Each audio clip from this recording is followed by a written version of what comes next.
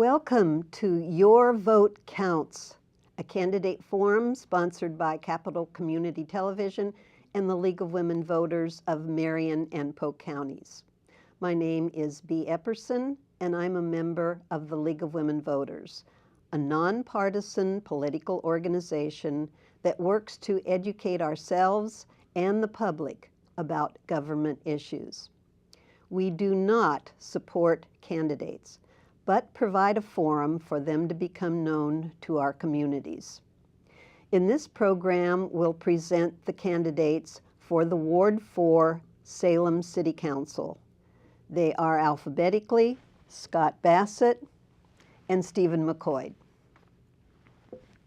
Our format for this forum is as follows. Each candidate has 3 minutes to give an opening introductory statement outlining his top 3 priorities if elected. Following that, each candidate will be given 1.5 minutes to answer questions that have been prepared by League members on current issues. The candidates were not given the questions ahead of time.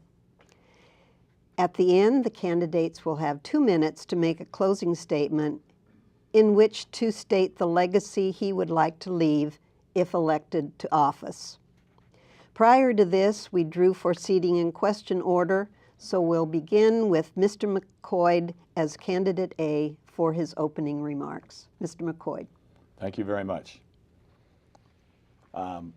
First of all, I'd like to thank the League of Women Voters and Capital TV for affording us this opportunity. I think it's a healthy one for the city and certainly the ward we're going to represent, which is Ward 4 in South Salem, to be able to have a nonpartisan group come together, ask us questions, and be able to make decisions based on the responses you hear and appreciate. Ward 4 is, for those who don't know, far South Salem, and basically it's south of Kubler to the South City limits and between I-5 and Liberty Road, southeast. About 20,000 people live there. Why I'm running, first and foremost, I think a city councilor serves as an effective, inclusive representative of the ward he or she represents. By that I mean, by being inclusive, I mean you're not coming to the job with any preconceived notions of right or wrong. You've got some priorities that we'll talk about in a minute, but generally you're there to represent that ward and all the citizens involved in it. It's really why the job is nonpartisan, I do believe. That means having an open door to all, lending an ear to all concerns, complaints, suggestions, and working together with the folks in the neighborhood and those folks that are affected by any given issue to reach a conclusion that works for everybody in the neighborhood, in that immediate neighborhood, and in the ward. That means working together in the ward to work as one to solve problems. My work experience has provided me with the experience to, I think, and a set of job skills that translate well to being a city councilor. I've, for the last 30 years, managed in 2 nonprofit trade associations, statewide associations. Doing that, I've dealt with thousands of members from all backgrounds, all political philosophies, and all different kinds of personalities. And I've learned how to bring those folks together in a room, how to sit down, hash out the problems, reach a consensus that works for everybody, and move on. Now, the bottom line is that the Salem citizens expect the same thing from the 8 councilors. As for priorities, the key priority, I think, for the city council is overseeing the allocation of funds to ensure that the city operates in an effective and efficient manner and delivers the things citizens look to a city to provide. Fire and police, infrastructure that works properly, sewers, water, roads, signage. If that all occurs, what results is people living in livable and safe neighborhoods. Finally, I want to work to ensure that the city continues to work to provide an environment for business that attracts investment to our city, assists startup businesses, and doesn't pass policies that harm business and prevent them from being successful. Mr. Bassett. Good. Thank you. I appreciate the opportunity to talk about issues in front of the city. My name is Scott Bassett, and I'm running to be what I refer to as a watchdog for Salem residents by serving on the City Council representing those people who live south of Kubler. I think that Salem taxpayers deserve a careful review of city spending, and that council members should ask tough questions and receive credible financial information in order to make informed decisions. My priorities as a council member are to promote greater fiscal responsibility. I think that the city should actually build more projects that improves residents' lives, like seismic upgrades of our Willamette and hospital bridges and widening of Kubler Boulevard, and doing fewer expensive studies. I want to encourage greater citizen involvement and have citizens involved in policy decisions. I want to really emphasize the comprehensive plan that says downtown Salem is the economic center of the region. We need to take better care of our existing roads and bridges instead of planning for an unrealistically expensive project that will benefit Ward 4 residents the least and cost them the most. I want to enhance safety in our neighborhoods by ensuring sidewalks and safe routes to schools and maintaining our parks and other open spaces, and limit new driveways on major arterials like Kubler Boulevard. These are the things that will enhance our community and attract businesses to locate here and to grow. I'm a native Oregonian, and my wife Janet and I have lived, worked, and raised a family and volunteered in Salem since we moved here in 1980. I graduated from the University of Oregon, where I was elected and served as student body president and earned a Master's of Management degree from Willamette University. My campaign is supported by a broad range of Salem residents representing many political views and walks of life. I have no high-profile endorsements from individuals who might hope that I keep that in mind as a city councilor. My financial and volunteer support have come mostly from average folks who think my well-informed and independent approach is what Salem needs. Salem can do much better than it has been doing in recent years, and I look forward to the questions. I thank the League of Women Voters for this opportunity. Thank you. We'll start with the questions now, and Mr. McCoy, you will go first. What kind of issues come before a city council person? Which would be most challenging for you? Thank you. For me, when you get into areas of expertise where, first of all, I would say the thing that's interesting here is that we've got a paid city staff and paid city government with experts that are really driving the agenda. And from the councilor's point of view, we're there to do the people's business and make sure we're comfortable and that they're spending the money in a wise way.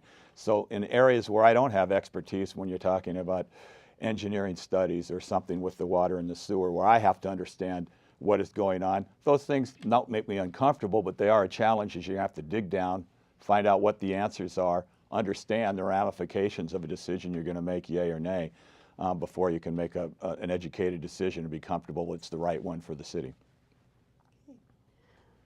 Mr. Bassett? Good.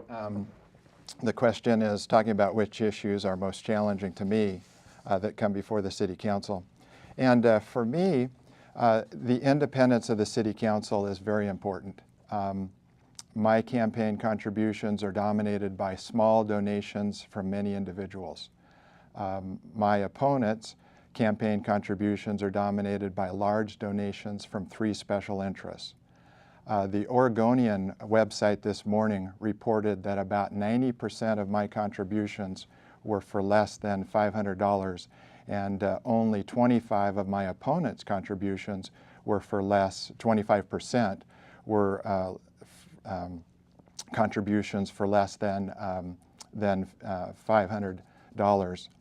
And those 3 political action committees that really want to control city government get an opportunity this time to have more than one name on the ballot. And so I'm very glad that the voters of Ward 4 will have 2 names on the ballot. It's been 12 years since there has been a contested race in Ward 4. Thank you. Okay, Mr. Bassett, you'll go next on this question. What, if any, concerns do you have about our current parking plan? Yeah, good. Parking is such an important issue. Downtown Salem is to be, according to our comprehensive plan, the economic center of our region. The core business district is to be promoted first and foremost in our planning and our decision making. I think that it has been very unfortunate that there has been an adverse relationship between some of the city council members and the downtown merchants, and that really needs to end. We are lucky to have as strong a downtown as we have now. We need to continue to strengthen downtown.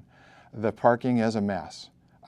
We had a pretty good system when it was 2-hour, and I would be in favor of going back to that. This current unlimited parking with no enforcement allows business owners and employees to park downtown, and we need downtown to be available for shoppers. Lancaster Mall and Kaiser Station didn't kill downtown, but if we don't get control of our parking problems downtown, then we are going to be looking at some changes for downtown that are not positive. So I want to express a real concern that we support downtown. Thank you. Okay. Mr. McCoy.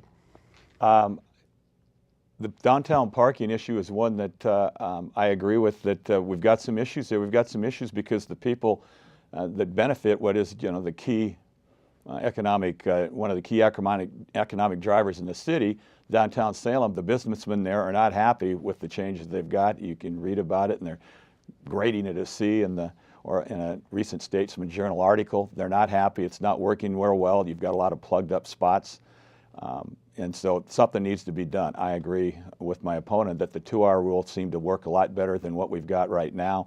I think it's more a lack of enforcement on what the requirements are that's driving this problem, and it needs to be dealt with to make sure we're attracting people downtown to keep that a healthy, a vibrant business community.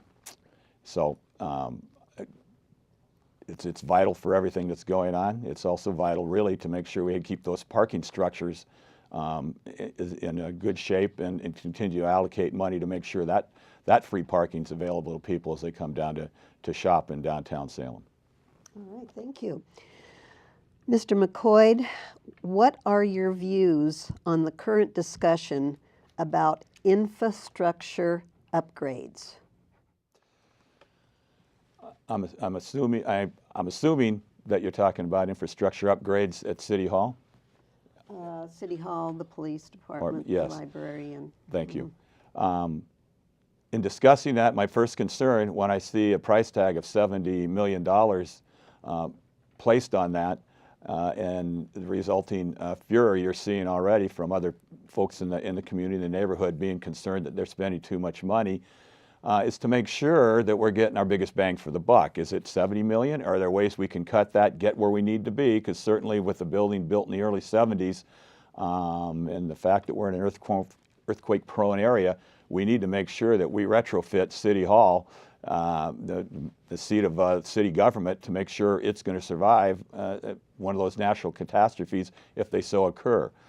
You've got all kinds of discussions surrounding the police department. What I do know is they are woefully, they do not have enough room to operate efficiently. Their lack of room is impacting their ability to service the community properly. I think it needs to be located somewhere in the central area of town, and certainly City Hall is one of those central areas, so they can be dispersed around the city in the most expeditious manner possible.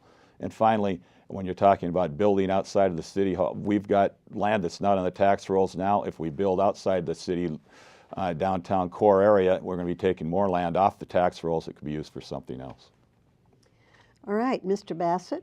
Yeah, I'm glad for that question because the city of Eugene was confronted with a similar challenge, an old building that didn't meet needs for police, and they went out for repeated ballot measures, and they were not successful. and that used up goodwill of the taxpayers.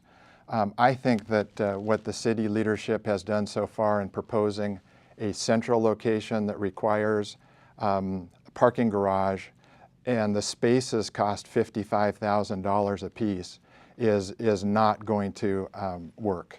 We need to look at another location that does not require a parking structure. It would be nice if it could be in close to the city hall, but just the economic reality of it does not allow for that to happen.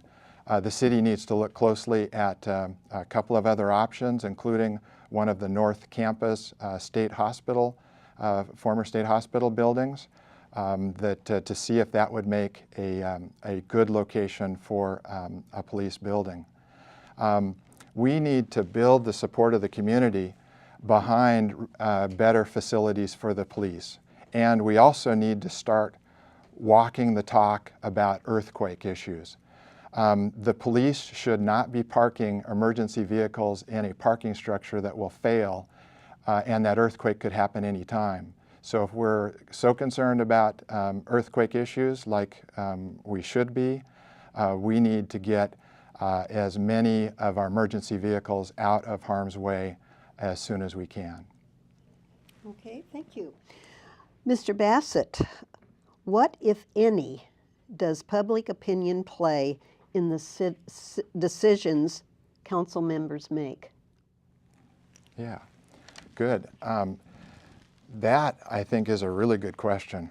I'm running against a slate of, I'm running against a clone, would be the way to say it.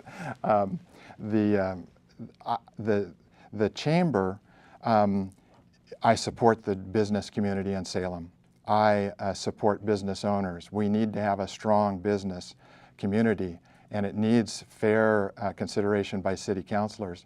But what's happened in Oregon, in our state capital in Salem, is that there's a group called the Create Jobs PAC, and I would kind of refer to it as the Create Clones PAC. They have put a lot of money into local elections because they want to control things. And I feel like the slate of candidates, and my opponent is one of 4 candidates, they have similar websites, they have similar brochures, they have the same campaign consultant who is also the person who started the Create Jobs PAC. And so what happens is that the public opinion ends up being not really heard, and it is not being well received at City Hall. We need neighborhood associations more involved in decision making, and we need the public to be able to testify at a public hearing. And so I'll end it at that. Thank you. Okay. And Mr. McCoy. Thank you. Well, answer the first part of your question. Public opinion plays a huge role in what we do. As I said in my opening introduction, anybody who's either one of us is elected for Ward 4, we're there to represent the interest of Ward 4 first, and second, we're there to do the best job we can do to make Salem a livable place for the citizens in our community, period. I resent being called a clone. Nobody's been called me a clone. A character I've been called a variety of other things in my career across the state, but clone isn't one of them. And I think when you get to know me, you'll know that that's an inaccurate representation. As far as where we're getting funded, you know, those are political action committees. The funds are raised certainly from the Chamber of Commerce, if we're going to start naming the names Scott's referring to. From thousands, they've got over 1,000 members. Those members contribute small amounts to that PAC, and they contribute to the candidates that they see fit that are going to do the best for their city and for the business community in the city.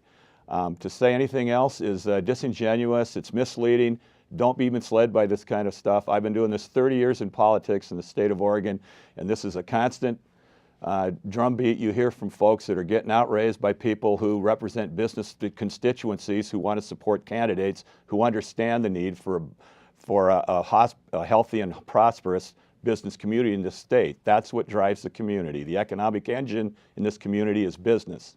And if you don't have a healthy business, we don't have funding.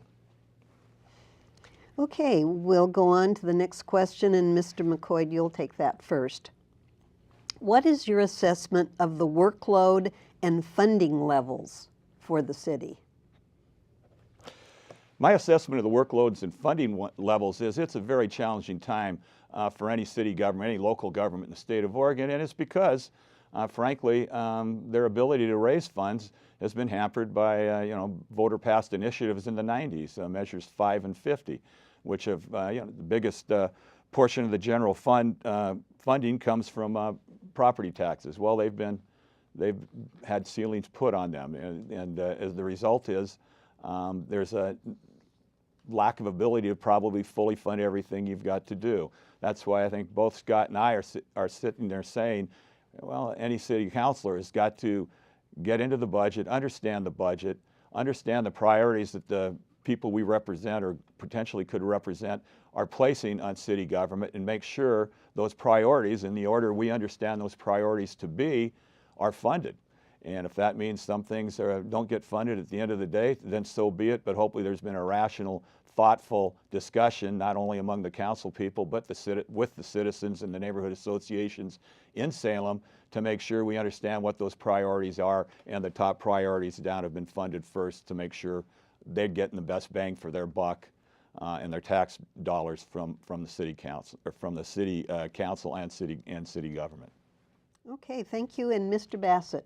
Yeah, on workload and funding issues, my background is as a budget analyst, and I've reviewed the details behind budget requests and operating budgets, and I think there are some real opportunities inside of the city to make improvements, and I think that one of the key issues is that there are urban renewal areas that are of great benefit to the city, but we need to take a careful look to see if the boundaries of those urban renewal districts should be changed. Because what happens is right now, $12 to $13 million comes right off the top of local government receipts. And that goes into these urban renewal districts that have done a lot of really good things. And so I'm not saying that urban renewal districts should be abolished. I'm just saying we should look at the boundaries on those and make a decision to say, do we want to have 2 more fire stations that are actually staffed? And should there be a reduction in the size of an urban growth, of an urban renewal district? And be informed so that we can have that discussion. The city also prints way too many things in color, and on my campaign brochure I actually printed the back of it in black and white because I wanted to show that fiscal responsibility is something that we need to focus on. Well, that was the last question. So the candidates will now have 2 minutes for their closing remarks, and we're going to begin with Mr. Bassett. Good, thank you. My qualifications as a candidate are a good match for the work that city councilors are expected to do. I have budget experience, and the city's annual $450 million budget needs careful review. I have 18 years of experience as a budget analyst, and I am well qualified to find savings and improve services for Salem residents. I know how to work for the public's interest. Solving city problems requires gathering information and the involvement of many people. In my public and private sector work and volunteer activities, I have demonstrated that I can work with government, business, community members, and others to research, identify some workable options, and then mobilize people to action. I have an active role in the community. I have been involved in city issues. I have led advocacy efforts related to local parks and transportation proposals, and I am a South Gateway Neighborhood Association board member. As a counselor, I will make communications with residents a top priority so they can become more familiar with the work of their city government. I believe that Salem is at a crossroads, facing declining state and federal support, yet needing to provide for a diverse and growing population. I am eager to apply my knowledge and detailed understanding of budgeting, management, real estate, transportation, and land use to meet our most pressing challenges and make Salem a better place to live for the residents of Ward 4 and all Salem citizens. I thank the League of Women Voters for today's forum, and I ask voters of Ward 4 to elect Scott Bassett as your watchdog at City Hall. Thank you. Mr. McCoy, your comments. Thank you. I've been a resident of the city of Salem for almost my entire adult life. 40 years ago, I came here with my family, and I've raised 4 daughters and now have 4 grandchildren growing up here. So I've got a deep affinity for this city. I love it. I've chosen not to live anywhere else, even though I've had jobs that take me up and down the valley. I've had a work career that's allows me to develop a skill that directly translates to becoming a very effective city councilor and representative for the people in Ward 4. That work experience includes the 2 nonprofit trade associations statewide that I've managed, also a wide variety of boards of directors at both the state and national level, currently serving on 6 of them right now, many in a leadership position. That also translates to the job directly, because really when you look at it, city council is really the board of directors for the city of Salem, and it oversees the highly professional paid staff and their efforts, making sure that those efforts are in line with what the community expects and demands from city council. Finally, a flourishing business community is a key for Salem, being able to continue to properly fund city government. There are challenges, there are issues that we deal with that are voter approved. They being voter approved, you got to figure out how to manage those and still provide the services people expect and demand of city government. Healthy businesses means more jobs, a higher tax base, and ultimately more revenue to fund services. Some of my endorsements that Scott seems to don't think are that worthwhile, I do. The Salem Firefighters Association, Salem Area Chamber of Commerce, Marion Polk County Home Builders, Salem Association of Realtors, Senator Jackie Winters, Representative Kevin Cameron, City Council President Chuck Bennett. All know what I do. They know my abilities. They've worked with me in the past. They endorse me. They know that I can be and will be Ward 4's next city councilor and a major asset not only for Ward 4 but the city of Salem. Thank you. Well, that's all the time we have. You've been watching Your Vote Counts, a candidate forum for Ward 4 Salem City Council. We hope you'll watch the other candidate forums, and please see the CCTV website for time and dates. These forums are a public service to voters to become more acquainted with candidates who hope to lead our city, county, and state governments in the coming years. Ballots will be mailed out May 1st and should be returned by May 20th. We urge you to exercise your right to vote. This is Bea Epperson from the League of Women Voters and CCTV. Thank you for watching Your Vote Counts.